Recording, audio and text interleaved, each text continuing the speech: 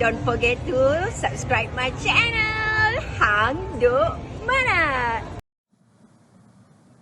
Assalamualaikum, selamat datang lagi ke channel Hang Duk Mana. Mari kita dengar respon Datuk Long Madam terhadap Dr. Akmal, Ketua Pemuda UMNO. Saya baca sedikit dekat page Dr. Akmal Saleh ni. Kita dipermainkan akhirnya. Jangan ingat kami tidak tahu apa yang berlaku. Sudah tiba masanya. Kita mari kita dengar respon detail daripada Datuk Lokman Adam di akhir ni. Tak komen macam biasa. Dalam UMNO pun, walaupun kita dah pecat Hisham Jalil, ada juga satu dua yang mengeluarkan kenyataan yang bagi saya memang boleh mengundang kritikan. Kan? Cuma saya nasihatkan kepada sahabat-sahabat. Kita dah setahun dah ni. Nak kerajaan ni kekal kita nak. Kan? Jadi kalau tidak mahu kerajaan ni tumbang, kita kena bijaksana. Orang macam Dr. Akmal, bila dia keluar kenyataan, kita tahu siapa belakang dia. Kan? Kita tahu ada orang yang tak selesa dengan kerajaan perpaduan ni berada di belakang dia. Jadi itu sebab banyak kenyataan yang keluar daripada dia. Ada setengah orang beranggapan bahawa ini kenyataan orang yang tak apa siuman. So kalau tak puas hati dengan Dr. Akmal, kan, belasah Dr. Akmal je lah. Contohnya adalah beberapa TikTokers, Yani dan sebagainya, kan. Kalau tak puas hati dengan Dr. Akmal, belasah Dr. Akmal. Belasah dia as an individu. Jangan bantai Datuk Najib. Datuk Najib ni walaupun dia individu, tetapi dia ni dah macam institusi. Dia lebih berpengaruh daripada UMNO itu sendiri. Dia ada sokongan di kalangan orang Melayu. So bila kita belasah Datuk Najib, kesan dia tu lebih besar, lebih parah.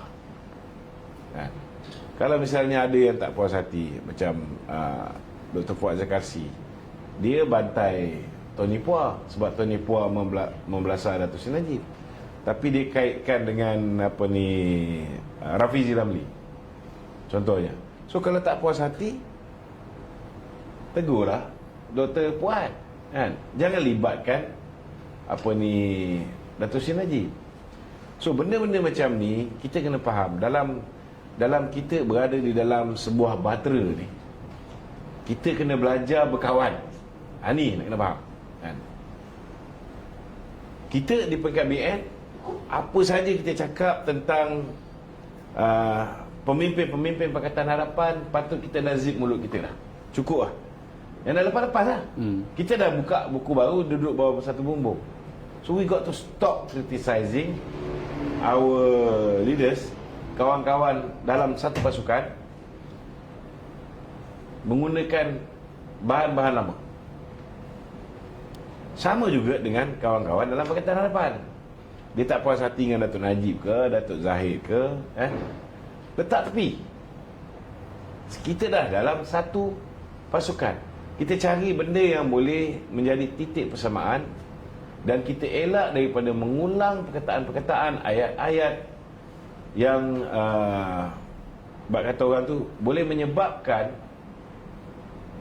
api yang kecil tu seolah-olah dicurah dengan minyak tanah. Jadi pemberontakan itu akan menjadi makin dahsyat. Rasa tak puas hati di kalangan ahli-ahli parti komponen kerajaan perpaduan ni akan mula berputih, kan? Kita punya proses asimilasi ataupun proses kita nak merapatkan hubungan ni pun belum selesai lagi. Itu sebab saya setujulah dengan pandangan sahabat-sahabat bahawa kita perlu segerakan untuk kita punya konvensyen kerajaan perpaduan di setiap negeri ni. Alhamdulillah, kita ucap terima kasih dan tahniah kepada Perak kerana telah memulakannya, dan kita harap negeri-negeri lain pun ikut serta.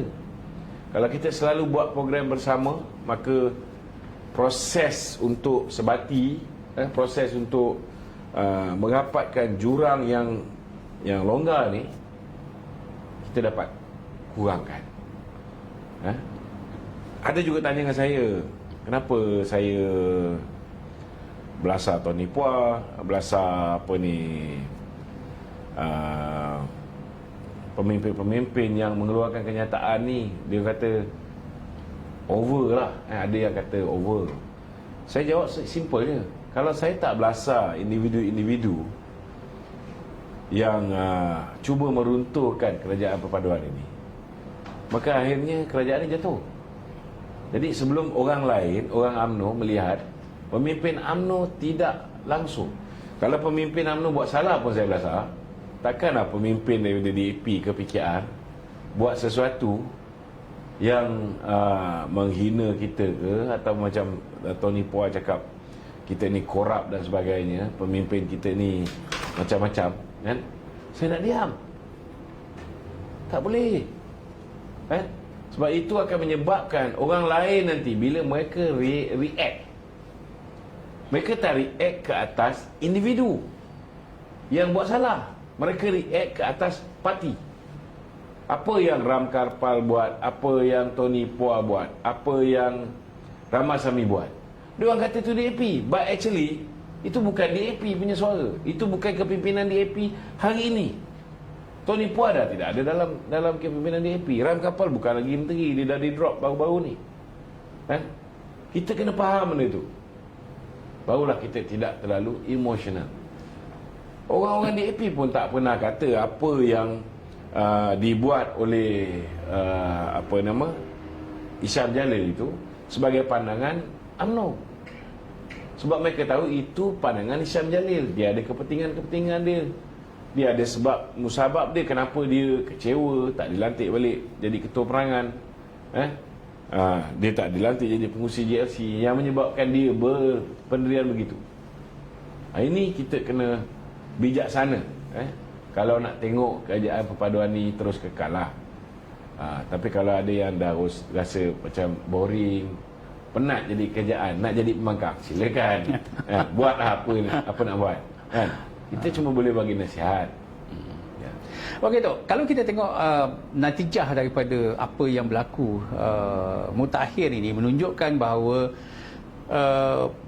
keserasian itu masih agak kurang dan jauh daripada seperti apa yang kita jangkakan, tak seperti apa yang kita lihat di peringkat pimpinan.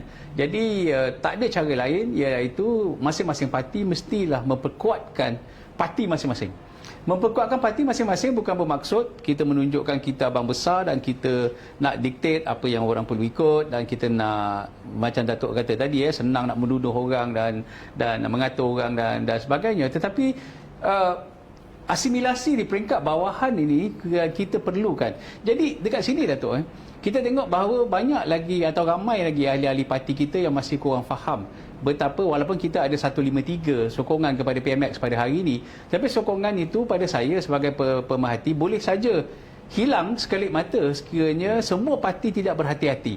Komen Datuk. Saya setuju sangat. Kita jangan terlalu rasa selesa dengan 153 tu. Daripada 148 boleh jadi 153. Dari 153 dia boleh jadi 132. Dia boleh jadi 111. Jangan lupa benda tu. Bila ada loopholes, sokongan itu boleh dipindahkan. Contohnya lah dalam kes yang melibatkan Datuk Seri Najib ni. Saya tahu ada di antara kawan-kawan dalam DAP umpamanya, geng-geng Lim Kit Siang, yang hari ni kita tengok bila mana Tony Pua dipanggil oleh pihak polis, Lim Guan Eng pergi. Ini pengurusi DAP, walaupun dia tidak lagi berkuasa, sebab pengurusi DAP ni dia tak macam presiden DAP, Susah Agung itu yang berkuasa. Tetapi dia memberi gambaran yang jelas bahawa geng-geng Lim Guan Eng, dinasti Lim ni, mereka setuju dengan apa yang Tony Pua hina raja-raja Melayu. So manusia-manusia macam ni, dalam erti kata lain lah, dia akan menyukarkan kerjasama di antara BN dengan PH. Even PKR juga akan kena tempias akibat daripada perbuatan kelompok ni. Tapi kita kena faham, kelompok ini bukan DAP yang berkuasa di dalam pentadbiran DAP. Hari ini DAP dipimpin oleh Anthony Loh, bukan lagi oleh Lim Guan Eng. So apa yang Lim Guang Eng buat, geng dia, Tony Puah buat, ram kapal semua, itu tak mencerminkan sikap DAP. Yang orang takut ni dengan DAP yang lama. Apa yang DAP buat zaman DAP dengan Mahathir, apa yang DAP buat zaman DAP dengan dengan PAS. Itu kita kena jelas. Kalau kita boleh faham, dan tidak menggunakan serangan itu, terus serang DAP disebabkan perbuatan orang yang tak suka dengan Anthony, tak suka dengan kepimpinan DAP sedia ada. So kalau kita boleh faham, mungkin keretakan itu boleh dielakkan. Keretakan itu boleh dielakkan. Okey, tuan-tuan, komen saya satu ialah kita yang berada dalam kerajaan ni big end dengan perkataan apa kena saling hormat menghormatinya. Kalau hilang kerajaan ni dapat dekat PN, semua akan berputih mata. Fikirkanlah. Okey tuan-tuan, mari terus menyokong kerjaan Perpaduan Datuk Amir Anwar Ibrahim. Assalamualaikum.